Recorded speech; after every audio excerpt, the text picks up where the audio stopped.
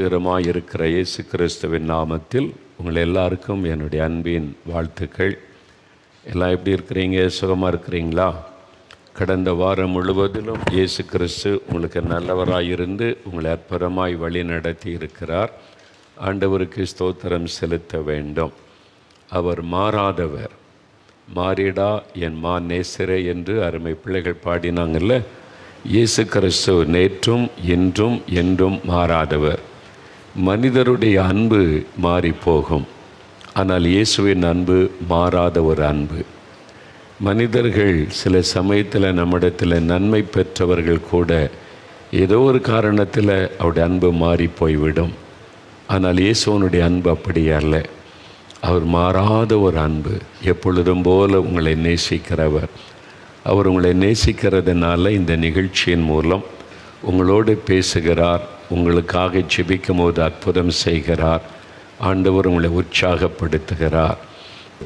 நீ எந்த தேசத்திலிருந்து பங்கு பெற்றாலும் உங்கள் ஜெபத்தின் நிமித்தம் அந்த தேசத்தில் தேவனுடைய பாதுகாப்பு உண்டாகும், எழுப்புதல் உண்டாகும். அதனால் இந்தியாவில் தான் நிறைய பேர் இருந்து ஜெபிக்கிறாங்க, நாங்கள் எங்கே கொஞ்சம் பேர் தானே இருக்கிறோம் அப்படின்னு நினைக்காதுங்க. ஒரே ஒரு பேர், ஒரு ஆத்மா, ஒருவர் திறப்பில் நின்று ஒரு தேசத்துக்காக மன்றாடினாலும் தேவன் அந்த ஜெபத்தை கவனமாய் கேட்டு அந்த தேசத்திற்கு இரக்கம் செய்கிறவர். அதனால் நீங்கள் சோர்ந்து போகாமல் ஜெபிக்கணும். நிறைய பேர் இந்த நாளில் இந்த நிகழ்ச்சியில் ஜெபிக்கிறாங்களாமே, அப்போ சுகத்துக்காக விடுதலைக்காக ஜெபிக்கும் போது இயேசு அற்புதம் செய்கிறாராமே என்று நீங்கள் பார்க்குறீங்க. இன்றைக்கி உங்களுக்கு ஒரு அற்புதம் தேவையாக இருக்கிறது, அப்படி தானே? அதனால் இயேசு கிறிஸ்து உங்களுக்கு ஒரு அற்புதம் செய்து உங்களை மகிழ பண்ண போகிறார். அப்போ அந்த ஆண்டவரிடத்திலிருந்து அற்புதத்தை பெறுவது ரொம்ப சுலபம். இயேசு கிறிஸ்துவிடமிருந்து அற்புதம் பெறுவது கஷ்டமே கிடையாது. ரொம்ப சுலபமாய் அற்புதத்தை நீங்கள் பெற்றுக்கொள்ள முடியும். நீங்கள் இயேசுவின் நாமத்தினால கேட்டால் போதும், அவர் செய்து விடுவார். நீங்கள் ஜெபிக்கும்போது மோகலாசர்ஸ் எல்லாம் மறந்துடணும், ஊழியர்களை நினைக்கக்கூடாது. இயேசு, அந்த இயேசுவை நோக்கி இயேசுவின் நாமத்தில் நீங்கள் கேட்டுக்கொள்ளும்போது உடனே அற்புதம் நடக்கும். அதுக்கெல்லாம் உங்களை வருத்தி கொள்ளணும், அதுக்கு ஏதாவது நீங்கள் தியாகம் பண்ணணும், ஏதாவது நீங்கள் காணிக்க கொடுக்கணும், அப்படிலாம் ஒன்றும் கிடையாது. ஆண்டவர் உங்களுடைய இருதயத்தை தான் பார்ப்பார். உங்களுடைய இருதயத்தில் விசுவாசத்தோடு ஜெபிக்கணும், அவ்வளவுதான். நாம் விசுவாசிக்கிற ஆண்டவரே எனக்கும் கூட ஒரு அற்புதம் செய்யுங்க அப்படின்னு ஜெபிச்சா போதும். நான் கிறிஸ்தவெல்லாம் இல்லைங்க, இப்போ தான் ஏதோ சொன்னாங்கன்னு பார்க்குறேன், எனக்கு கூட இயேசு அற்புதம் செய்வாரா? கட்டாயமாக செய்வார். அவர் மரங்களுக்குரிய ஆண்டவர் அல்ல. நீங்கள் வேறு புஸ்தகத்தில் தான் அவரை பற்றியெல்லாம் எழுதியிருக்குது. இதில் கிறிஸ்தவ மதம் என்றோ மதத்தை பரப்புங்கள் என்று சொல்லப்படவே இல்லை. மதத்திற்குரிய ஒரு ஆண்டவர் என்று இயேசுவை சொல்லப்படவே இல்லை. அதனால் நீங்கள் அதெல்லாம் நினைக்காதங்க. இயேசு மதங்களையெல்லாம் பார்க்க மாட்டார், இனம் மொழி எந்த வித்தியாசமும் பார்க்க மாட்டார். எல்லாரையும் ஒரே விதமாய் நேசிக்கிற ஒரு ஆண்டவர் அவர். அதனால் இயேசு கிறிஸ்துவை விசுவாசித்து இயேசுவேன்னு அவருடைய பெயர் சொல்லி கூப்பிட்டால் உங்கள் வாழ்க்கையில் அற்புதம் நடக்கும். உண்மையாவா? அப்படிலாம் கூட இயேசு அற்புதம் செய்வாரா அப்படின்னு நினைக்கிறீங்களா? நீங்கள் நம்ம ஜெபிக்கிறதுக்கு முன்னால் உங்களுடைய விசுவாசம் பலனடைவதற்கு சில சாட்சிகளை நான் உங்களுக்கு முன்னால் வைக்கிறேன். இந்த சாட்சிகள் எல்லாமே இந்த நிகழ்ச்சியை பார்த்து ஜெபம் பண்ணி இயேசு அவர்களுக்கு செய்த அற்புதம், அந்த அனுபவத்தை எங்களுக்கு எழுதியிருக்கிறாங்க. நாங்கள் மறுபடியும் அவங்கள ஃபோனில் தொடர்பு கொண்டு அதை உறுதிப்படுத்தி கொண்டு அதில் சில சாட்சிகளை உங்களுக்கு வாசிக்கிறோம். சில சாட்சிகளை வீடியோவில் உங்களுக்கு முன்பாக வைக்கிறோம். நீங்கள் அதை பார்க்கும்போது உங்களுடைய விசுவாசம் பலனடையும். இயேசு இப்படியெல்லாம் அற்புதம் செய்கிறாரே, எனக்கு செய்வார் என்ற ஒரு விசுவாசம். அந்த விசுவாசத்தோடு ஜெபிக்கும் போது உங்களுக்கு அற்புதம் நடக்கும். உங்களுடைய விசுவாசத்தை பலப்படுத்த தான் இந்த சாட்சிகள். சரியா? இப்போ சில சாட்சிகளை நான் வாசிக்கிறேன். முதலாவது சகோதரர் ஆலன், பெங்களூரிலிருந்து சகோதரர் ஆலன். இவருடைய வாழ்க்கையில் என்ன நடந்ததுன்னு பாருங்களேன். ஏதோ ஒரு பாவத்துக்கு அடிமையாகி பாவத்தை விட முடியாமல் சமாதானத்தை இழந்து நிம்மதியும் இல்லை, பாதிப்பும் உண்டாயிருக்குது, விடவும் முடியலை, என்ன செய்கிறது நீ கலங்கி நிற்கிறீங்கல்ல, உங்களோட ஆண்டவர் இந்த சாட்சியின் மூலம் பேசுவார். கவனமாக பாருங்கள். நான் என்னுடைய 16 வயதிலேயே சிகரெட்டு குடிக்க பழகினேன், புகைக்க பழகிட்டாங்க. அதன் பிறகு கஞ்சா புகைப்பதற்கும் பழக்கமானேன். இப்போ புகைப்பிடிக்கிற பழக்கத்திலிருந்து கஞ்சா, அந்த போதை மருந்துகள், அதை பயன்படுத்தி கஞ்சா புகைக்கிற பழக்கம்.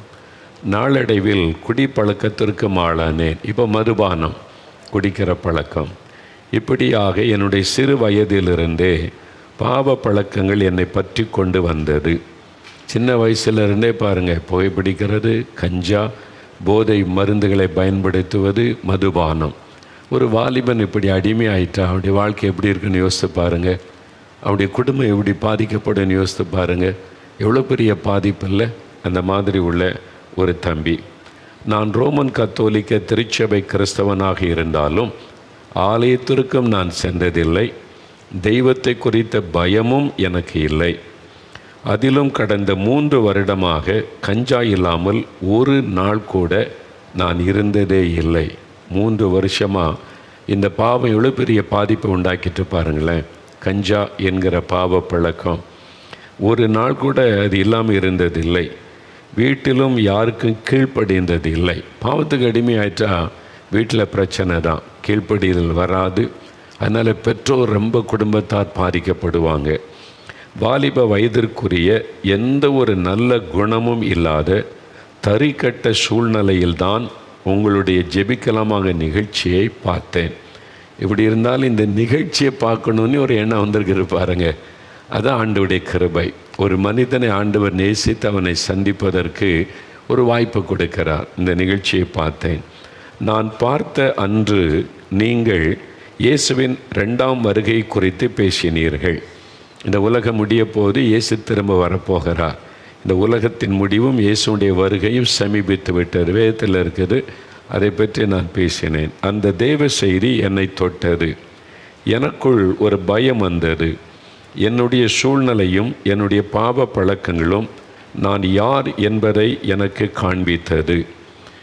என்னுடைய எல்லா பாவங்களையும் விட்டுவிட்டு இயேசுவே போதும் என்ற முடிவிற்கு என்னை வர வைத்தது.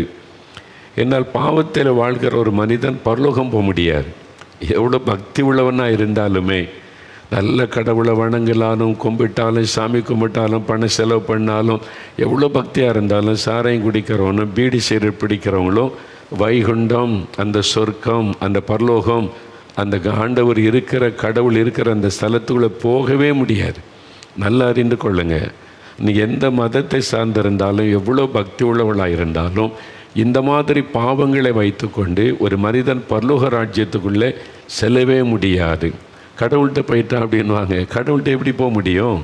நம்முடைய தவறான நம்பிக்கை. குடிகாரத்தை எப்படி கடவுள்கிட்ட போக முடியும்னு நினைக்கிறீங்க? கொஞ்சம் குடிக்கிறவனும் போதை வசை பயன்படுத்துகிறவனும் கடவுள் கொண்டு போய் அவர் கூட மோட்சத்தில் வைப்பார்னு நினைக்கிறீங்களா? நீங்களே யோசித்து பாருங்கள். லஞ்சம் வாங்கி ஊரை கொள்ளையடிக்கிறான். நியாயமாக நமக்கு செய்ய வேண்டிய நன்மை கூட லஞ்சம் வாங்குகிற ஒரு மனிதன் பரலோகத்துக்கு போக முடியும்னு நினைக்கிறீங்க நீங்கள்? இல்லை, தப்பு, தவறான நம்பிக்கை. அப்படிலாம் பரலோகத்துக்கு போக முடியாது, வைகுண்டத்திற்கு. அதனால தான் ஒரு பயம். நான் செத்த எங்கே போவேன் என்கிற பயம். நிறைய பேருக்கு அந்த உணர்வே இல்லை. செத்த பிறகு எங்கே போனால் என்ன நினைக்கிறாங்க? மரண நேரம் நெருங்கி வரும்போதே பயம் வந்து விடும். நரகம் என்கிற அக்னி கடல். ஒரு மனிதன் குடித்து வெறிச்சு புகைப்பிடிச்சு பாவத்திலிருந்து தேவனை துக்கப்படுத்தினால் அவனுடைய ஆத்மா, அவன் ஆன்மா அழியாது. எல்லாரும் நம்புகிறோம், எல்லா மதத்தினர், அதான் உண்மை. அது நரகத்துக்குள்ளே போய்விடும். அந்த நரகத்தின் வேதனை கொடூரமான, அதிலிருந்து திருப்பி வெளியே வர முடியாது. நல்லா அறிந்து கொள்ளுங்க. நித்திய காலமாக இந்த வேதனைப்பட்டு அதில் துக்கத்தோடு அழிந்து கொண்டிருக்க வேண்டும். அழிவும் வராது, வேதனை மட்டும் இருக்கும். அதை ஆண்டவர் பேசியிருக்கிறார். என்னுடைய எல்லா பாவங்களையும் விட்டு இயேசுவே போதும் என்ற முடிவிற்கு வர வைத்தது. அன்று என்னுடைய எல்லா பாவங்களையும் இயேசுவிடம் அறிக்கையிட்டு இயேசுவோடு நான் ஒப்புரவானேன். ஆண்டவரோட பாவத்தை நிமித்தம் பிரிந்திருந்த சகோதரன் ஒப்புரவானார். ஜெபம் முடிந்ததுமே நான் வீட்டில் வைத்திருந்த கஞ்சா எல்லாவற்றையும் எடுத்து வெளியே தூர போட்டு எறிந்தேன். எல்லாம் அந்த போதையெல்லாம் கொண்டு போய் எரிஞ்சிட்டார், போதை வசதிகள். இப்பொழுது என் வயது 23 வயசு தான், கொஞ்சம் வயசு. என்னுடைய எல்லா பாவ பழக்கத்திலிருந்தும் நான் விடுதலையாக இயேசு எனக்கு உதவி செய்தார். இதாங்க சத்தியம். வேதத்தில் யோவான் 8:36 இயேசு கிறிஸ்து உங்களை விடுதலையாக்கினால் மெய்யாகவே விடுதலை ஆவீர்கள். இயேசு கிறிஸ்து தான் ஒரு மனிதனுக்கு மெய்யான விடுதலை தர முடியும்.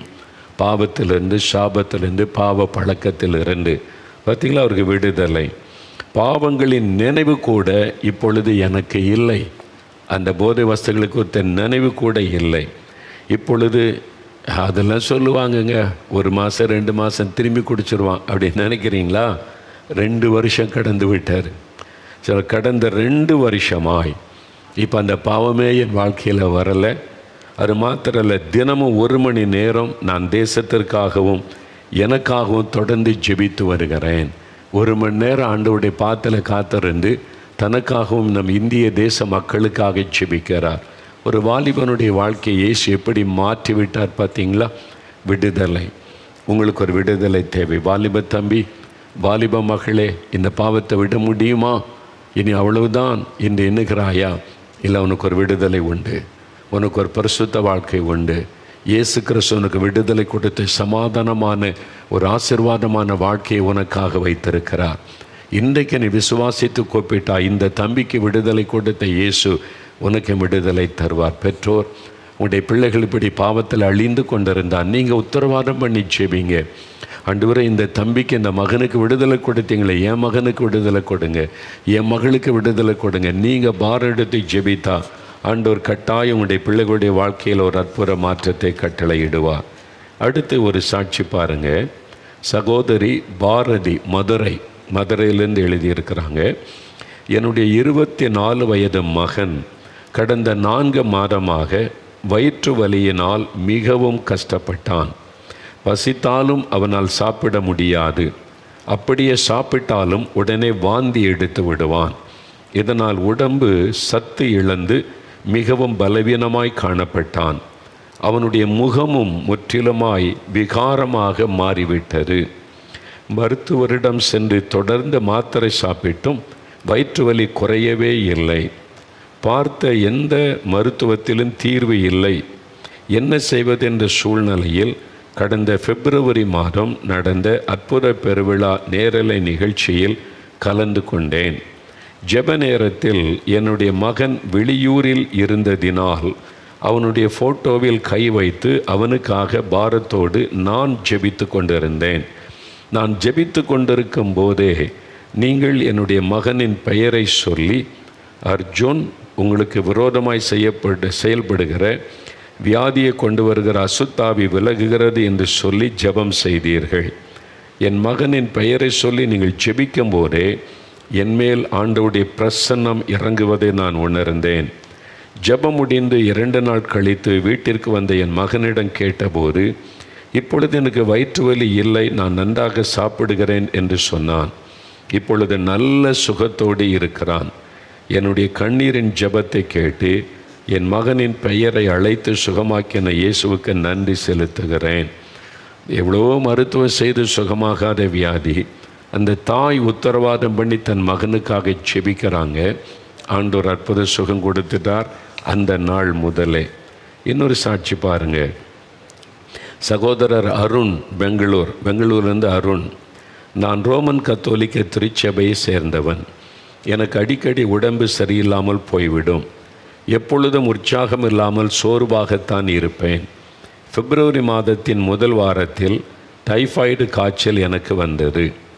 தொடர் வாந்தி, வயிற்றுப்போக்கு இருந்ததால் என் உடம்பில் மிகவும் பலன் இழந்து சோர்வாக இருந்தேன். என்னுடைய வேலையை கூட என்னால் செய்து கொள்ள முடியவில்லை.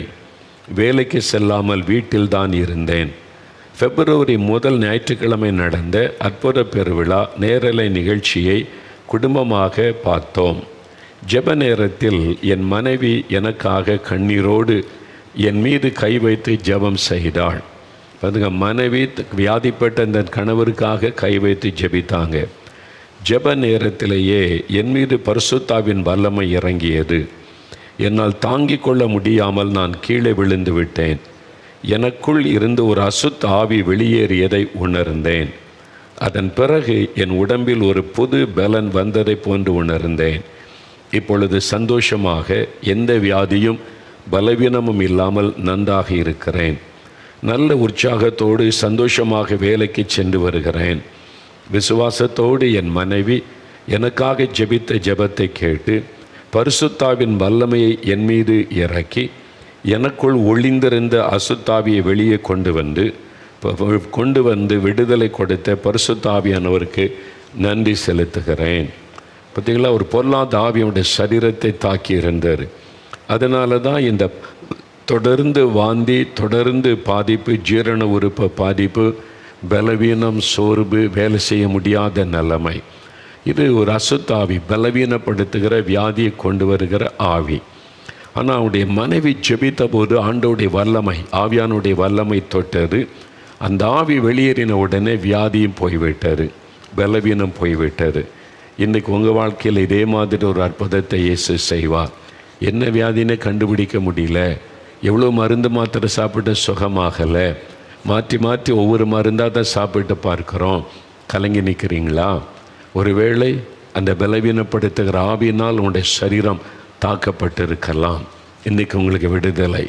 வீட்டில் இருக்கிற ஒருவர் உத்தரவாதம் பண்ணி நீங்கள் கை வைத்து அவங்களுக்காக ஜெபிக்கணும். உங்களுடைய குழந்தையாக இருக்கலாம், கணவனாக இருக்கலாம், மனைவியாக இருக்கலாம், பெற்றோராக இருக்கலாம். அவங்க மேலே நீங்கள் கை வைத்து இயேசுவின் நாமத்தில் அந்த நாமத்தை சொல்லி, பெயரை சொல்லி ஜெபிக்கும்போது விடுதலை உண்டாகிவிடும். அடுத்து பாருங்கள், சகோதரி சூர்யா, தூத்துக்குடி. இது ஒரு நல்ல ஒரு அற்புதமான சாட்சி. நல்ல கவனிங்க. நிறைய பேர் குழந்தைகளை வைத்துக்கொண்டு வியாதியோடு கஷ்டப்படுறீங்க. அதில் இன்னும் சிலர் மூளை வளர்ச்சி இல்லாத குழந்தைகள். அது மாதிரி ஹைப்பர் ஆக்டிவ், என் குழந்தை வித்தியாசமாக இருக்குது, என் குழந்தை நார்மல் சைல்டாக இல்லை. இது மாதிரி நிறைய குழந்தைகளை ஜெபிக்க கொண்டு வர்றாங்க. அது மாதிரி பாதிக்கப்பட்ட குழந்தையோடு நீங்கள் இருக்கிறீங்களா? இந்த சாட்சியை நீங்கள் கவனிங்க. ஒருவேளை உங்களுக்குள்ளே இதெல்லாம் சுகமாகாது, அவ்வளோதான் நம்ம தலைவிதி, அந்த மாதிரி நொந்து கொண்டு உங்களையே வேதனைப்படுத்தி கொண்டு இருக்கிறீங்களா? அப்படிலாம் ஒன்றும் கிடையாதுங்க. இயேசுவால் சுகமாக்க முடியாத வியாதி ஒன்றுமில்லை. இந்த சாட்சியை கேளுங்க. 2020ஆம் ஆண்டு எனக்கு ஒரு பெண் குழந்தை பிறந்தது. குழந்தை பிறந்து 7வது மாதம் வரைக்கும் என் மகளின் தலை நிற்கவில்லை. 7 மாதம் வரை தலை தொங்கிக் கொண்டே இருக்கும். கூப்பிட்டாலும் நிமிர்ந்து பார்க்க மாட்டாள். எப்பொழுதும் அழுது கொண்டே இருப்பாள். மருத்துவரிடம் காண்பித்த போது மன வளர்ச்சி குன்றிய குழந்தை என்று சொல்லிவிட்டார்கள். ஸ்பெஷல் சைல்டு, இது பிறக்கும்போதே குறைபாடு, ஒன்றும் செய்ய முடியாது, இதற்கு வைத்தியம் பார்க்க முடியாது, வேறு வழி இல்லை என்று சொல்லிவிட்டார்கள். நிறைய தாய்மார்கள், பெற்றோர் குழந்தைகளை வைத்துக்கொண்டு ஹைப்பர் ஆக்டிவ், என் குழந்தைக்கு மூளை வளர்ச்சி சரியில்லை, பாதிக்கப்பட்டதுன்னு சொல்கிறாங்க, இது ஒன்றுமே ஆக்க முடியாது. இந்த மாதிரி கஷ்டத்தில் இருக்கிறீங்களே, அந்த மாதிரி தான் இந்த குடும்பமும். மனம் நொந்து போன ஒரு நிலையில்தான் என் மகளை வீட்டிற்கு கொண்டு வந்தேன். அந்த ஆண்டு ஆரம்பிக்கப்பட்ட ஜெபிக்கலாமாக நிகழ்ச்சியை பார்க்க ஆரம்பித்தேன். ஒவ்வொரு நாளும் நீங்கள் சொல்லிக் கொடுக்கும் ஜெப முறைகளை அப்படியே விசுவாசித்து என் மகளுக்காக ஜெபிக்க ஆரம்பித்தேன். அவங்களுக்குள்ள ஒரு விசுவாசம். மருத்துவம் கைவிட்டிருக்கலாம், சுகமே ஆக்க முடியாதுன்னு சொல்லியிருக்கலாம், இயேசுவால் முடியும். ஒரு விசுவாசம். தொடர்ந்து ஜெபம், பெற்றுக்கொள்ளும் வரைக்கும் ஜெபம். அவங்க ஜெபித்தாங்க. சொல்கிறாங்க, தினமும் என் மகளின் தலை மீது கை வைத்து ஜெப எண்ணெய் பூசி ஜெபம் செய்வேன். தினமும் தலையில் கை வைத்த குழந்தை நார்மல் சைல்டாக மாறணும், இந்த சூழ்நிலை மாறணும் அப்படின்னு சொல்லி ஜெபிச்சிருக்கிறாங்க. ஜெபிக்கலாமாங்க. ஒவ்வொரு நிகழ்ச்சியும் தவறாமல் பார்த்து ஒவ்வொரு ஜெப நேரத்திலும் விசுவாசத்தோடு தொடர்ந்து என் மகளுக்காக ஜெபித்து வந்தேன். நாளடைவில் என் மகளின் தலை நிற்க ஆரம்பித்தது. கொஞ்சம் கொஞ்சமாக என் மகளின் வளர்ச்சியில் முன்னேற்றம் காணப்பட்டது. கூப்பிட்ட குரலுக்கு நிமிர்ந்து பார்க்க ஆரம்பித்தாள். அதன் பிறகு அவளுடைய வளர்ச்சி மற்ற குழந்தைகளைப் போலவே மாறிவிட்டது. இப்பொழுது அவளுக்கு 2.5 வயதாகிறது. நன்றாக நடக்கிறாள், பேசுகிறாள், சிரிக்கிறாள், விளையாடுகிறாள். மருத்துவர் சொன்ன மன வளர்ச்சி குன்றிய பிள்ளை என்று சொன்ன வார்த்தை இயேசுவினால் பூரண வளர்ச்சி அடைந்த குழந்தையாய் மாறிவிட்டது. அற்புத மாற்றம்.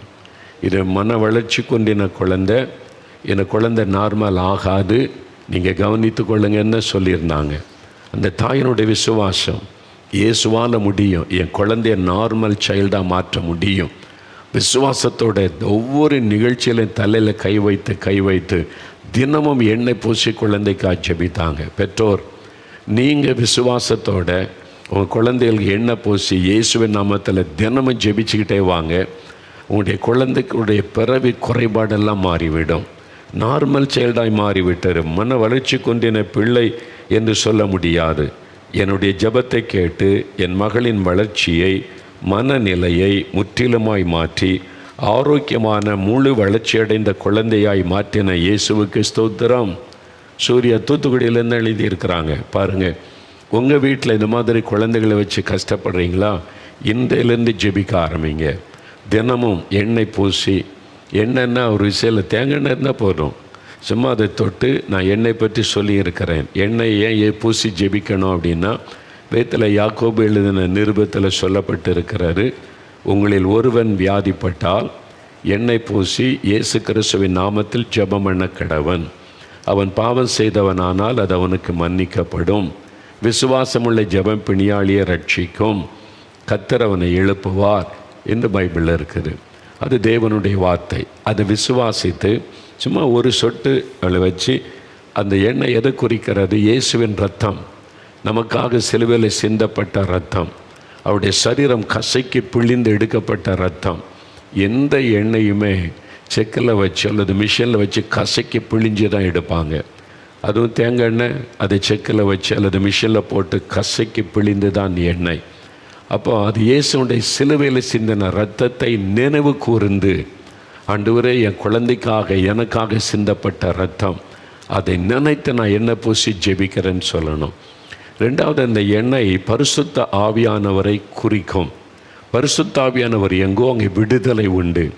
ஆவியானுடைய வல்லமை இறங்கும்போது விடுதலை. இந்த ரெண்டையும் நினைவுபடுத்துவது தான் எண்ணெய். அதனால் சும்மா ஒரு சொட்டை வச்சு நீங்கள் ஜெபிச்ச, மற்றபடி அதில் மாய மந்திரம் ஒன்றுமே கிடையாது. அதனால் நீங்களே ஒரு எண்ணெய் பாட்டில் வாங்கி, ஆண்டவரே இந்த எண்ணெய் பாட்டிலை ஜெப எண்ணெயாக ஆசீர்வதித்து நான் வைக்கிறேன். உங்களுடைய வசனத்தில் சொல்லப்பட்டபடி எண்ணெய் பூசி நான் ஜெபிக்கிறேன். நீங்கள் வசனத்தில் சொன்னபடி அற்புதம் செய்யுங்கன்னு ஜெயிச்சா போதும். வசனத்தை விசுவாசித்து செஞ்சால் போதும், அற்புதம் நடந்து விடும். நீங்கள் அப்படி டெய்லி பாருங்கள், இந்த குழந்தைக்கு அவங்க எண்ணெய் பூசி ஜெபிக்க ஜெபிக்க ஜெபிக்க நார்மல் குழந்தைய மாறிவிட்டார். உங்கள் குழந்தை மாறும், அற்புத சுகம் உண்டாகும். இன்றையிலேருந்து ஜெபிக்க ஆரம்பிங்க. சோர்ந்து போகாதங்க, இனி முடியாது அவ்வளவுதான் அப்படின்னு, இது சுகமே ஆக்க முடியாது அப்படின்லாம் நீங்கள் நம்பிக்கை இழந்துடாதுங்க. இயேசு கிறிஸ்துவால் முடியாதது ஒன்றுமில்லை. இன்னொரு சாட்சி பாருங்கள். சகோதரி சசிகலா சென்னை, எனக்கு திருமணமாகி 18 வருடங்கள் குழந்தை இல்லாமல் இருந்தேன். குழந்தை இல்லாமல் கஷ்டப்படுறீங்களா? 18 வருஷம். 2 முறை கருத்தரித்தும் அபார்ஷன் ஆகிவிட்டது. தொடர்ந்து மருத்துவமனைகளுக்கு சென்று மருத்துவர்கள் சொல்லும் சிகிச்சைகள் எல்லாம் எடுத்தும் பல லட்சம் ரூபாய் செலவழித்தும் எந்த தீர்வும் கிடைக்கவில்லை.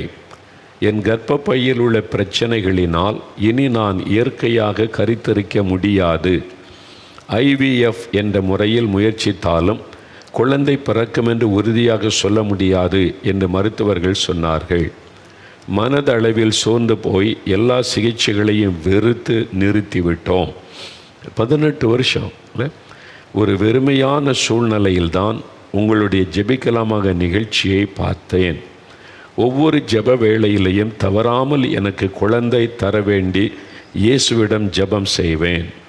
என்னுடைய உடல் நிலையையோ என் சூழ்நிலையையோ என் வயதையோ என்று எதுவும் பாராமல் இயேசுவிடம் மட்டும் நம்பிக்கை வைத்து எனக்கு ஒரு குழந்தை கேட்டேன்.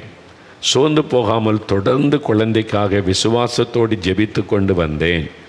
கடந்த 2020ஆம் வருடம் நன்றாக இருந்த எனக்கு கால்கள் வீங்க ஆரம்பித்தது.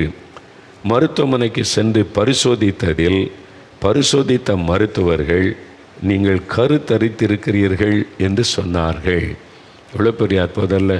18 இயர்ஸுக்கு அப்புறம் இனி குழந்தை பிறக்க வாய்ப்பே இல்லைன்னு சூழ்நிலையில் இயேசு ஒரு அற்புதம் செய்கிறார். நான் அடைந்த சந்தோஷத்திற்கு அளவே இல்லை. அதே ஆண்டில் ஒரு அழகான பெண் குழந்தையை கொடுத்து இயேசு என்னையும் ஆசீர்வதித்தார். எனக்குள் இருந்த 18 வருட வருத்தங்கள், துக்கம், நிந்தை இவை அனைத்தையும் சந்தோஷமாய் மாற்றினேன். இயேசுவுக்கு மட்டுமே கோடான கோடி நன்றிகள், துதி, ஸ்தோத்திரங்களை ஏறெடுத்து வருகிறேன். 18 வருஷம் மருத்துவத்தில் என்னென்ன உண்டு எல்லாம் ஃபெயிலியர் ஆகிவிட்டது. 2 முறை அபாஷன் ஆகிவிட்டது. இனி அவ்வளவுதான் என்கிற நிலைமை. ஆனால் விசுவாசத்தை விட்டு விடவில்லை. இயேசுவால் முடியும், எனக்கு ஒரு அற்புதம் செய்ய முடியும் என்று சொல்லி தொடர்ந்து நம்ம நிகழ்ச்சியை பார்த்து ஒவ்வொரு நிகழ்ச்சியிலையும் தனக்காக செபித்தாங்க.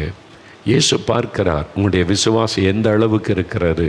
ஒரு 4 நாள் ஜெபிச்சுட்டு விட்டுடுறீங்களா அல்லது பெற்றுக்கொள்ள வரைக்கும் கேட்குறீங்களான்னு ஆண்டவர் பார்ப்பார். நீங்கள் பெற்றுக்கொள்ள வரைக்கும் ஜெபத்தை விடக்கூடாது. கட்டாயம் நீங்கள் பெற்றுக்கொள்ளுவீங்க. அதனால் சோர்ந்து போகாமல் ஜெபிக்க வேண்டும் என்று இயேசுவே சொல்லி இருக்கிறார். அப்படி ஜெபித்ததனுடைய விளைவு 18 வருஷம் கழித்து ஆண்டவர் அழகான குழந்தை கொடுத்து ஆசீர்வதித்திருக்கிறார். உங்களுக்கு செய்ய போகிறார். இன்றைக்கு விசுவாசத்தோடு நீங்கள் ஜெபிக்கணும். இயேசு உங்களுக்கு செய்வார்.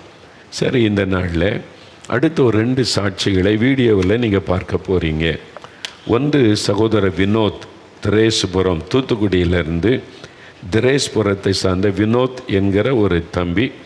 அவருடைய வாழ்க்கையில் என்ன, ஒரு சகோதரர் பாருங்கள், அவருடைய வாழ்க்கையில் என்ன நடந்தது என்பதை பார்க்க போகிறீங்க. அந்த சாட்சிக்கு நிறைய பேர் சில அடிமைத்தனம் ஆகிறோம்ல, அதே மாதிரி போதைக்கு அடிமையாகிற மாதிரி சில ஊசிகள், சில ஊசிகள் போட்டால் அது ஒரு மயக்க நிலைமையை கொடுக்குமா. அதனால் அதில் சில மருந்துகள் கலந்துருக்கிறதுனால அதுக்கு சிலர் அடிமையாகிடுறாங்களாம். அந்த மாதிரி உள்ளதும் பிரச்சனை. என்னென்னலாம் நாட்டில் நடக்குது பாருங்கள். போதை உண்டாக்குற ஊசி, உடம்பு வலி மறைகிறதுக்காக ஊசி போடுவாங்களாம். அது அந்த சகோதரர் சொல்கிறார் பாருங்கள், ஒரு நாளைக்கு 1000 ரூபாய்க்கு ஊசி. அந்த ஊசியுடைய விலை, பல ஊசிகள் போடுறாரு. 1000 ரூபாய்க்கு ஒரு நாள் சம்பாத்தியமே அவ்வளவு. சம்பாதிக்கிற எல்லா பணமும் அந்த ஊசிக்கு, அந்த போதைக்கு போயிடுது. 5 வருஷம் பாருங்கள். அது இல்லைன்னா தலைகளை நிற்பாங்களாம். இந்த மாதிரிலாம் இன்றைக்கி பாதிப்புகள் மக்கள் மத்தியில் காணப்படுது. பார்த்தீங்களா, நீங்கள் நம்ம அறிந்தராத நிறைய காரியம் உலகத்தில் நடக்கிறார். இந்த மாதிரி எவ்வளோ பெரிய பாதிப்புக்குள்ளான மக்கள் இருக்கிறாங்க. விசாரித்த பார்த்தா இது மாதிரி நிறைய பேர் இருக்கிறாங்கன்னு சொல்கிறாங்க. இதுலேருந்து வெளியே வர முடியாது, அவ்வளோதான் அப்படின்னு சொல்லிட்டு. ஆனால் இயேசு விடுதலை தருகிறவர். வியாழக்கிழமை தோறும் நம்ம தேவனுடைய கூடாரத்தில் ஒரு அற்புத விடுதலை பிரார்த்தனை என்று ஒரு கூட்டம் நடைபெறும். காலையில் 10லேருந்து 2 மணி வரைக்கும் நடைபெறும். அதில் ஒவ்வொரு வாரமும் குறைந்தது 2500 பேர் அல்லது 4000 பேர் வரைக்கும் வருவாங்க விடுதலை பெற்றுக்கொள்ள. அதில் இயேசுவை பற்றி செய்தி சொல்லப்பட்டு ஜெபங்கள் ஏறெடுக்கப்படும். அதில் நிறைய பேருக்கு இயேசு விடுதலை தருகிறார். பாவத்திலிருந்து, வியாதியிலிருந்து, பிசாசு கட்டிலிருந்து, பயத்திலிருந்து, தற்கொலை எண்ணத்திலேருந்து நிறைய பேர் விடுதலை பெறதுனால இவங்க சொல்லி எல்லா வியாழக்கிழமையும் அல்லது நான் சில சமயத்தில் பேசுவேன், சில சமயம் என்னுடைய மனைவி, சில சமயம் என்னுடைய மகள், சில சமயத்தில் இயேசு உடிக்கிறார் ஊழியத்தில் இருக்கிறவங்க, அது மாதிரி செல்லராணி அப்பாதுரை சிஸ்டர், நம்ம ஊழியத்தில் இருக்க நிறைய பேர், பலர். யார் செய்து கொடுத்து ஜெபிக்கிறான்னு முக்கியம் அல்ல, இயேசு விடுதலை கொடுக்கிறார் என்பதுதான் முக்கியம். யாருனாலும் இயேசுக்கிட்ட தான் ஜெபிக்க போகிறோம். இயேசு தான் அற்புதம் செய்கிறார். பாருங்கள், அவருக்கு அற்புதமான ஒரு விடுதலை. இனி அவ்வளவுதான்ற நிலைமையில் 5 வருஷம் போராட்டத்துக்கு விடுதலை. இப்போ எவ்வளோ சந்தோஷமாக குடும்பமாக ஜெபிக்கிறாங்க பார்த்தீங்களா, அந்த குட்டி பிள்ளைகளோட எவ்வளோ சந்தோஷம். இதாங்க இயேசு. இதுக்கு தான் இயேசு வந்தார். மனிதனுடைய வாழ்க்கையை பாவத்திலிருந்து விடுதலையாக்கி ஒரு மகிழ்ச்சியான வாழ்க்கையாய் மாற்றுவதற்கு தான் இயேசு வந்தார். மனிதனை மதமாற்றுவது இயேசுடைய வேலை இல்லை, எங்கள் வேலையும் அல்ல. அது பொய்யான சில சொல்லுகிற குற்றச்சாட்டுகள். உண்மை என்னென்னா இதுதான். நான் இது மாதிரி எத்தனை 1000 சாட்சிகள் உங்கள் முன்னால் நிறுத்த முடியும். இயேசு நிறுத்தி வைத்திருக்கிறார். இதுதான் உண்மை. பாருங்கள், அற்புதமான விடுதலை. இன்னொரு சகோதரி பாருங்களேன், சகோதரி ஜெயமணி, தருமபுரி. இது ஒரு வித்தியாசமான ஒரு காரியமாக இருக்குது. நீங்கள் இந்த சாட்சியை பார்த்தாலே ஆச்சரியப்பட்டு போவீங்க, இப்படி பெண்கள்லாம் இருக்கிறாங்களா அப்படின்னு சொல்லி. நீங்கள் பாருங்கள், சகோதரி ஜெயமணி, தருமபுரி, அவங்க லைஃப்பில் என்ன நடந்தது அவங்களே சொல்கிறாங்க. நீங்கள் கவனிங்க. இதே மாதிரி சிலர் இந்த நிகழ்ச்சியை பார்த்து கொண்டு இருக்கிறீங்க. உங்கள் வாழ்க்கையில் அற்புதம் நடக்க போகிறது. டாஸ்மார்க் கடையிலேருந்து மதுபான பாட்டில் வாங்கிட்டு வந்து வீட்டில் வச்சு வைப்பாங்களாம். ஒரு நாளைக்கு 2000 ரூபா அதில் காசு கிடைக்குமா. ஆனால் நிம்மதி இல்லை, சமாதானம் இல்லை. அநியாய சம்பாத்தியம் என்று வேதத்தில் சொல்லப்படுகிறாரு. அது ஆசீர்வாதமாக இருக்காது. அநியாய சம்பாத்தியம், கலப்பணம் பண்ணி சம்பாதிப்பது, மற்றவங்களை ஏமாற்றி சம்பாதிப்பது, சாராய வியாபாரம் பண்ணி சம்பாதிப்பது, இதெல்லாம் மக்களை, சமுதாயத்தை பாதிக்கிற விஷயம். அதுக்கு அரசாங்கமே பண்ணினாலும் அது அரசாங்கத்தின் பாவம். இந்த பாவ சாபத்தினால தான் தமிழ்நாட்டில் நிறைய பாதிப்புகளை நம்ம சந்தித்து கொண்டே இருக்கிறோம். ஒரு முழுமையான ஆசீர்வாதம் இன்னும் வரவில்லை. அரசாங்கம் பல நல்ல திட்டங்களை கொண்டு வந்து செய்தாலும் ஒரு முழுமையான ஆசீர்வாதம் மக்களுக்குள்ளே இன்னும் வந்துவிடவில்லை. அதற்கு காரணம் இந்த மதுபானம் என்கிற சாபக்கேடு. அது சமுதாயத்தை பாதிக்கிற விஷயம். எத்தனை குடும்பங்களை பாதிக்கிறது, எத்தனை ஆத்துமாக்களை பாதிக்கிறது, எத்தனை குடும்பத்தில் அது சந்தோஷத்தை கெடுத்து கொண்டிருக்கிறது. யோசித்து பாருங்கள். அப்போ இந்த சகோதரி பாருங்கள், 10 வருஷமாக இந்த மாதிரி சாராய வியாபாரம் பண்ணுறாரு. மதுபானம், எலும்பில் வலி, முடக்குவாதம் வந்து விட்டார். அந்த பாவத்தினுடைய விளைவினால் உண்டாகிற வியாதி, சில வியாதி பாவத்தின் நிமித்தமாய் வந்துவிடும். பாவத்தோடு மனம் திரும்பினா தான் விடுதலை கிடைக்கும். எந்த ஆஸ்பத்திரிக்கு போனாலும் அவங்களுக்கு விடுதலை கிடைக்காது. யார் ஜெபிச்சாலும் விடுதலை கிடைக்காது. அவங்க பாவத்தை உணர்ந்து மனம் திரும்பணும். இவங்க பாருங்கள், பாவத்தை உணர்ந்தாங்க. ஆனால் ஆண்டவர் பாருங்கள், பாவிகளின் சிநேகிதன். இயேசு கிறிஸ்து ஒரு பெயர், எ ஃப்ரெண்ட் ஆஃப் எ சின்னர். பாவிகளின் சிநேகிதர் அவர். பாவிகளை வெறுக்கிறவர் அல்ல, பாவிகளை நேசிக்கிறவர். பாவத்தை தான் வெறுக்கிறார்.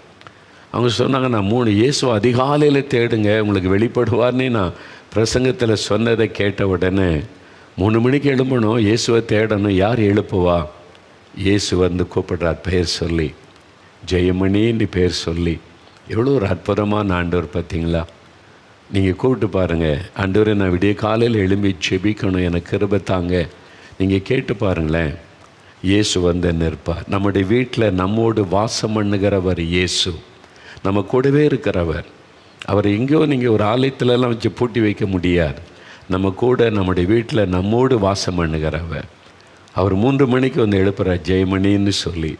எவ்வளோ அழகாக பெயர் சொல்லி கூப்பிட்டு அவங்கள சந்தித்து, அதனால் என்னங்க பிரயோஜனம்னா லைஃப் சேஞ்ச். 10 வருஷமாக மதுபான வியாபாரம் பண்ண அந்த பாவத்திலிருந்து விடுதலை, 10 வருஷமாக அவங்களை தாக்கியிருந்த அந்த பொல்லாத எலும்பு வியாதியிலிருந்து விடுதலை, இன்றைக்கு கூலி வேலை செய்து உழைச்சி சம்பாதிச்சு சாப்பிடுகிற ஒரு மாற்றம். இதுதான் இயேசு கிறிஸ்து செய்த அற்புதம். இந்த இயேசு ஒவ்வொரு மனிதனை சந்திச்சிட்டா என்ன நடக்கும்னு யோசிச்சு பாருங்களேன். தமிழ்நாட்டில் குடிகாரம் எல்லாம் மனம் திரும்பி அவங்களுடைய வாழ்க்கையெல்லாம் மாறி குடும்பங்கள் வாழ்ந்திருக்கும். அதுக்கு தான் இந்த சுவிசேஷத்தை சொல்கிறோம். அதுக்கு தான் இப்படி ஒரு கடவுள் இருக்கிறாரு. அவர் உங்களுக்கு விடுதலை தருகிறவர், உங்களுடைய வாழ்க்கையை மாற்றி ஆசீர்வதிக்கிறவர். இந்த செய்தியை சொல்லுகிறோம். இதை சொல்லக்கூடாதுன்னு தடுக்கிறாங்க. இதை சொன்னாப்பா ஒன்றாங்க, போலீஸில் கேஸ் போடுவோன்றாங்க, வழக்கு போடுவோன்றாங்க. நாங்கள் இது தான் சொல்கிறோம், இந்த இயேசுவால் உங்களுக்கு பாவத்திலிருந்து விடுதலை, வியாதியிலிருந்து விடுதலை, உங்களுடைய லைஃப் சேஞ்ச் ஆகும். இதைத்தான் நாங்கள் சொல்கிறோம். ட்ராக்ஸ் மூலமாக, ஒரு தெரு பிரசங்கத்தின் மூலமாக இதைத்தானே சொல்ல. நான் இத்தனை வருஷம் பேசுகிறேன்னு யாரையாவது நான் மதம் மாற சொன்னேன்னா, இன்றைக்கி திறப்பின் வாசல் ஜபம் அங்கே நடந்தது. எத்தனையோ பேர் இந்துக்கள் வந்தாங்க. ஐயா இதுக்காக பிரார்த்தனை பண்ணுங்க, நாங்கள் ஜெபம் பண்ணி அனுப்பினேன். யாரையும் நாங்கள் மதம் மாறுங்கன்னு சொல்கிறது இல்லையே. யாராவது சொல்லியிருக்கிறோமா கேளுங்க. அவங்களா தேடி எங்களுக்காக ஒரு பிரார்த்தனை பண்ணுங்கன்றாங்க.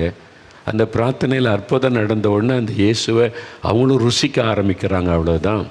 நாங்கள் யாரையும் உடனே மதம் மாறுங்க, பேரை மாற்றுங்கன்னு நாங்கள் சொல்கிறதே இல்லை. அது எங்கள் வேலை கிடையாது. இயேசு அப்படி சொல்லலை. Life change. அந்த சகோதரி பாருங்கள், 10 வருஷமாக சாராய வியாபாரம் பண்ணவங்க திருட்டுத்தனமாக அவங்கள இயேசு எப்படி மாற்றுகிறார். இன்றைக்கி அவங்க தேசத்துக்காக ஜெபிக்கிறாங்க, உழைச்சி சம்பாதிக்கிறாங்க. இன்றைக்கி மதுபானம் குடித்து உழைக்காமல் மனைவி பிள்ளைகளுக்கு வேதனையாக இருக்கிற புருஷர்கள் தமிழ்நாட்டில் பெருகிவிட்டார்கள். அதான் உண்மை. இன்றைக்கி நம்ம தமிழ்நாட்டில் ஒரு பிரச்சனை காணப்படுது. வட இந்தியாவிலேருந்து நிறைய பேர் இந்த வேலைக்காரங்க வந்துட்டாங்க. தமிழ்நாட்டு ஆட்களுக்கு வேலை இல்லாமல் போகிறது. நான் நிறைய பேர்கிட்ட கேட்டேன், இந்த பிஸ்னஸ் பண்ணுறாங்கல்ல, இந்த வட இந்தியாவிலேருந்து வரவங்களை வேலைக்கு வச்சுருக்காங்கல்ல, ரெஸ்டாரண்ட்டில், கடைகள், இதெல்லாம். அவங்க என்ன சொல்கிறாங்க, தமிழ்நாட்டு ஆளை வேலைக்கு வச்சா அவன் காலையில் வரும்போதே குடிச்சிட்டு தான் வர்றான். போதையில் வர்றவன் என்ன வேலை செய்வான்? கொஞ்சம் போதை இறங்கினவுடனே திருப்பி சாராய கடைக்கு போகிறான். விருப்பி குடிச்சிட்டு வரான். சாயங்காலம் வரைக்கும் வேலை செய்கிறதும் இல்லை, சம்பளம் மட்டும் அதிகம் கேட்குறான், வேலை செய்வதில்லை. ஏன்னா டாஸ்மாக் கடை நம்முடைய தமிழ்நாட்டு மக்களை பாதித்து விட்டது. அதே வட இந்தியாவில் வர்றான், காலையில் வேலை செய்ய ஆரம்பித்தா சாயங்காலம் வரைக்கும் கடினமாக வேலை செய்கிறான். கொஞ்சமாக சம்பளம் வாங்கினாலும் சந்தோஷமாக இருக்கிறான். அதனால தான் இவங்களை வேலைக்கு வச்சுருக்கிறோன்னு வேலைக்கு வைத்திருக்கிறவங்க சொல்கிறாங்க. அரசியல்வாதிகள் பல காரணங்கள் சொல்லலாம், ஆனால் இதுலேயும் ஒரு உண்மை இருக்குல்ல. டாஸ்மாக் கடையை மூடுங்க, தமிழ்நாட்டில் வேலை செய்கிறவங்க பெருகிடுவாங்க, தமிழ்நாட்டு மக்களுடைய வாழ்வாதாரம் உயர்ந்து விடும், தமிழ்நாட்டில் எல்லோரும் ஒழுங்காக வேலை செய்ய ஆரம்பிச்சிருவாங்க. அப்போ தமிழ்நாடு அப்போ தான் உயரும். மற்றபடி வெறும் இலவசம் கொடுத்துக்கிட்டே இருக்க வேண்டியது தான். அவன் வெறுமனே கையேந்தி வாழ்ந்து இலவசம் கொடுத்தாலும் நாளைக்கு சாரை கடையில் போய் குடிச்சிட்டு வீட்டில் இருக்கெல்லாம் காலி பண்ணிடுவான். நீங்கள் பெண்களுக்கு 1000 ரூபா கொடுத்தா கூட பெண்கள் முடியை பிடிச்சி அடித்து அந்த ரூபா வாங்கிட்டு போயிடுவான். எப்படி வீட்டுக்கு நல்லது செய்கிறோம்? தயவு செய்து யோசிங்க. நம்ம ரொம்ப ஜெபிக்கணும் நம்ம தமிழ்நாட்டுக்காக. என்ன ஒரு ஆசீர்வாதமான தமிழ்நாடு. தமிழ்நாட்டுக்கு நல்ல அரசாங்கம் கிடச்சிருக்குது, நல்ல அரசியல்வாதிகள் தமிழ்நாட்டில் இருக்கிறாங்க, நிறைய நன்மை நடக்குது உண்மைதான். ஆனால் முழுமையாக தமிழ்நாடு மாறலையே. எவ்வளோ பாதிப்பு! இந்த சாரை கடை மூடினாலே நிறைய ஆசீர்வாதமான மாற்றம் தமிழ்நாட்டில் வந்துவிடும். சாத்தானுக்கு அது தெரியும். அதனால தான் அவன் அதை மட்டும் பேச மாட்டேங்கிறான், அதை மட்டும் விட மாட்டேங்கிறான், அதை மட்டும் செய்ய விடாதபடி தடுத்துக்கொண்டு யார் ஆட்சிக்கு வந்தாலும் அதை மாத்திரம் விடாமல் வைத்திருக்கிறான் பாருங்களேன். மற்றதெல்லாம் நடக்கிறாரு. நம்முடைய ஜெபத்தில் நம்முடைய முதல்வரே அறிவிக்கணும், டாஸ்மாக் கடையை மூடுகிறோம் அப்படின்னு அறிவிக்கணும். நம்ம ஜெபிச்சா, எல்லாரும் ஜெபிச்சா அது நடக்கும். ஏன்னா எவ்வளோ பெரிய பாதிப்பு பார்த்தீங்களா? எத்தனை குடும்பங்கள், உங்கள் குடும்பத்தில் கூட பாதிக்கப்பட்டவங்க இருக்காங்கல்ல. அப்போ இயேசு என்கிற ரட்சகர் ஒரு மனிதனுடைய வாழ்க்கையை மாற்றுகிறார். பார்த்தீங்களா? போதை வஸ்திலிருந்து விடுதலை கொடுக்கிறார், குதியிலிருந்து விடுதலை கொடுக்கிறார், இல்லை பாவ பழக்கத்திலிருந்து விடுதலை கொடுக்கிறார். அதான் இயேசு பாவிகளின் வாழ்க்கையை மாற்றி ரட்சிக்கிறவர். அதனால் இன்றைக்கு உங்கள் வாழ்க்கையில் இப்போ ஒரு 5 நிமிடம் ஜெபிக்க போகிறேன். யாருக்கு விடுதலை வேணும்? ஐயா எனக்கும் இப்படி ஒரு பழக்கம் இருக்கு ஐயா, புகைப்பிடிக்கிறேன், போதை வஸ்து பயன்படுத்துகிறேன், குடிக்கிறேன், ஊசி போடுறேன், என் குடும்பமே பாதிக்கப்பட்டிருக்கு, என்னால் விட முடியலன்னு சொல்கிறீங்களா? இன்றைக்கு இயேசு விடுதலை தருவார்.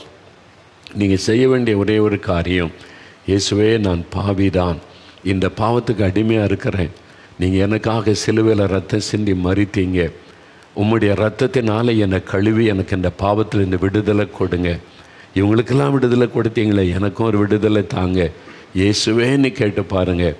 இயேசு இன்றைக்கு உங்களுக்கு ஒரு விடுதலை தருவார். வியாதிப்பட்டுட்டீங்களா? உங்கள் வியாதிப்பட்ட குழந்தைகள் இருக்கா? குழந்தை மேலே ஒரு எண்ணெய் பூசி ஜெபிக்கணும். தேங்காய் எண்ணெய் இருந்தால் போதும், சும்மா ஒரு சொட்டை எடுத்து நெத்தியில் வைங்க. இயேசுவின் ரத்தம் ஜெயம், இயேசுவின் நாமத்தில் சுகம், அப்படி சொல்லி பாருங்கள். இயேசுவின் நாமத்தை சொல்ல சொல்ல சொல்ல விடுதலை உண்டாவதை, மாற்றம் வருவதை பார்ப்பீங்க. வியாதி உள்ள இடத்துல கை வைத்து கொள்ளுங்கள். வியாதிப்பட்ட யாராவது வீட்டில் இருந்து அவங்க மேலே கை வைத்து கொள்ளுங்கள். இப்போ உங்களுக்கு அற்புத சுகம் உண்டாகும். கற்பத்தின் ஆசீர்வாதம். 18 வருஷம் குழந்தை இல்லைங்க, 2 முறை கருசதவி டாக்டர் சொல்லிட்டாங்க, இனி குழந்தை பிறகு வாய்ப்பு இல்லை. ஆனால் இயேசு அற்புதம் செய்கிறார். தொடர்ந்து ஜெபிச்சாங்க, விடாமல் ஜெபிச்சாங்க, பெற்றுக்கொள்ள மறைக்கும் ஜெபிச்சாங்க. நீங்கள் விடாதங்க, இயேசுவால் உங்களை ஆசீர்வதிக்க முடியும். இன்றைக்கி ஜெபிக்கணும். இப்போ ஜெபிக்க போகிறோம். ஒரு 5 நிமிடம் ஜெபிக்கலாமா? முடிந்தால் முழங்கால் படிட்டு கொள்ளுங்கள். நீங்கள் பாவத்திலேருந்து விடுதலை பெறணும், நிம்மதி வேணும், சமாதானம் வேணும், இந்த பாவ பழக்கம்லாம் என்னை விட்டு மாறணும், அநியாய சம்பாத்தியெல்லாம் எனக்கு வேண்டாம், நியாயமாக நான் சம்பாதிச்சா போதும், இனிமேல் இந்த சாபக்கேடெல்லாம் என் வாழ்க்கையை விட்டு மாறட்டும் அப்படி சொல்கிறவங்க இருதயத்தில் கை வைத்து, இயேசுவே என் உள்ளத்தில் வாரும், என் பாவங்களை மன்னியும், எனக்காக சிலுவையில் நீங்கள் ரத்த சிந்தி மறித்தீங்களே, அந்த இரத்தத்தினால் என் இருதயத்தை கழுவுங்க. ஏன்னா இயேசு கிறிஸ்துவின் ரத்தம் சகல பாவங்களை நீக்கி நம்மை சுத்திகரிக்கும் என்று வசனம் சொல்லுகிறாரு. நீங்கள் விசுவாசித்தா போதும், உங்களுக்கு விடுதலை.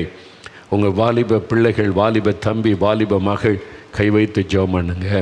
உங்கள் வீட்டில் யாராவது அப்படி மதுபானம் அதுக்கு அடிமைப்பட்டிருந்தால் வீட்டில் உள்ளவங்க அவங்க மேலே கை வைத்து, என் கணவருக்கு விடுதலை கொடுங்க, என் பிள்ளைக்கு விடுதலை கொடுங்க, என் மகளுக்கு விடுதலை கொடுங்க ஆண்டவரே இயேசுவேன்னு ஜெபம் பண்ணி பாருங்கள். உடனே ஒரு அற்புதம் நடக்கும். முடிந்தால் முழங்கால் படிட்டு கொள்ளுங்கள், முடியலைன்னா உட்கார்ந்து கொள்ளுங்கள். ஆனால் கண்களை மூடி இருதயத்தில் இயேசுவை மாத்திரம் நினைத்து, இயேசுவே என்னை தொடுங்க, இயேசுவே உம்முடைய இரத்தத்தினால் என்னை கழுவி பரிசுத்தப்படுத்துங்க, இயேசுவே உம்முடைய வல்லமையினால் எனக்கு விடுதலை கொடுங்க, சுகம் கொடுங்க. என் குழந்தைக்கு ஒரு அற்புதம் நடக்கட்டும், என் கணவருக்கு சுகம் உண்டாகட்டும், என் மனைவிக்கு ஒரு அற்புதம் நடக்கட்டும், என் பெற்றோர் பிள்ளைகளுக்கு. கை வைத்து ஜெபிக்கிறீங்களா? ஜெபம் பண்ணுவோமா? ஒரு 5 நிமிஷம் நீங்கள் தான் ஜெபிக்கணும். இயேசு அற்புதம் செய்ய போகிறார். சரியா? கண்களை மூடிக்கொள்ளுங்க. அப்படி இயேசுவை நினைத்து ஜெபிக்க ஆரம்பிங்க. இயேசுவே, எங்கள் ஜெபத்தை கேட்கிறதற்காக நன்றி அப்பா. எங்கள் மத்தியிலே பிரசன்னமாகி இருக்கிறதற்காக ஸ்தோத்திரம். இந்த வீட்டில் இந்த பிள்ளைகள் மத்தியில் நீங்கள் வந்துட்டீங்க, அதற்காக நன்றி. இந்த மகள் ஜெபிக்கிறாங்க, இந்த மகன் ஜெபிக்கிறாங்க, இந்த வாலிப தம்பி ஜெபிக்கிறாங்கப்பா. நீங்கள் தொடுங்க, விடுதலை கொடுங்க. பாவத்திலேருந்து விடுதலை வேணும்னு ஜெபிக்கிறாங்கப்பா. பாதிக்கப்பட்டு நிற்கிறாங்கப்பா, கண்ணீரோடு நிற்கிறாங்கப்பா. விடுதலை கொடுங்க ஆண்டவரே, விடுதலை கொடுங்க. ஜெபிங்க ஜெபிங்க. நீங்கள் கேளுங்க, இயேசுவே என்னை மன்னிங்க, விடுதலை தாங்கன்னு கேளுங்க. ஆண்டவரே, அவங்களுடைய ஜெபத்துக்கு பதில் கொடுங்க. நீங்கள் இப்போ விடுதலை தர்றீங்க, விடுதலை தர்றீங்க. அந்த பாவ பழக்கம் மாறட்டும், அந்த பாவத்தை கொண்டு வருகிற ஆவிகள் விலகட்டும், அந்த கட்டுகள் அறுக்கப்படட்டும். இயேசுவின் நாமத்தில் விடுதலை, சுகம் உண்டாகட்டும். ஆண்டவரே, இன்றைக்கு ஒரு விடுதலை, இப்பொழுது ஒரு சுகம், புது இருதயம் உண்டாகட்டும். நோய்கள் மாறட்டும், வலிகள் விலகட்டும் என்று ஜெபிக்கிற பிள்ளைகளுக்கு அற்புதம் செய்யும். என் குழந்தையை தொடுங்கன்னு ஜெபிக்கிறாங்க. அந்த குழந்தையை தொடுங்க, அந்த குழந்தைக்கு சுகம் கொடுங்க. மூளை வளர்ச்சி இல்லாத அந்த குழந்தையை தொடுங்க, பாதிக்கப்பட்ட அந்த குழந்தையை தொடுங்க. ஆண்டவரே, நார்மலாக இல்லை என் குழந்தை, இது ஸ்பெஷல் சைல்டுன்றாங்க. நீங்கள் தொடுங்க ஆண்டவரே. நீங்கள் தொட்டு தான் அந்த குழந்தை நார்மலாக மாறிவிடும். மூளை பகுதியை தொடுங்க, இருதயத்தை தொடுங்க, நரம்பு மண்டலத்தை தொடுங்க, டிஷ்யூக்களை தொடுங்க. இயேசுவின் நாமத்தில் சுகம். எல்லா நோய்களும் விலகட்டும், கட்டுகள் அறுக்கப்படட்டும், கட்டிகள் மறையட்டும், கேன்சர் வியாதி விலகட்டும், ஆஸ்துமா வியாதி விலகட்டும், நோயின் வல்லமைகள் அழியட்டும், நரம்புகள் எலும்புகளை வல்லமை இறங்கட்டும், முடக்குவாத நோய்கள் விலகட்டும். இயேசுவின் நாமத்தில் சுகம் உண்டாகட்டும்.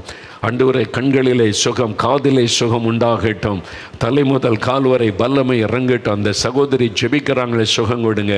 அந்த தம்பி ஜெபிக்கிறானே, விடுதலை கொடுங்க. அந்த மகள் ஜெபிக்கிறாங்களே, இப்போ நீங்கள் விடுதலை கொடுங்க, விடுதலை கொடுங்க. அற்புதம் செய்யுங்க. அவங்களுடைய உள்ளத்தில் சந்தோஷம், சமாதானம் வரட்டும், விடுதலையின் மகிழ்ச்சி வரட்டும். அந்த நோயின் கட்டுகள் அறுக்கப்பட்டு போகட்டப்பா. அந்த வீடுக்குள்ள குடும்பத்தில் சமாதான சந்தோஷம் வரட்டும். இப்பொழுது இயேசு கிறிஸ்துவின் நாமத்தில் ஜெபிக்கிற ஒவ்வொருவருக்கும் அற்புதம் நடக்கட்டும்.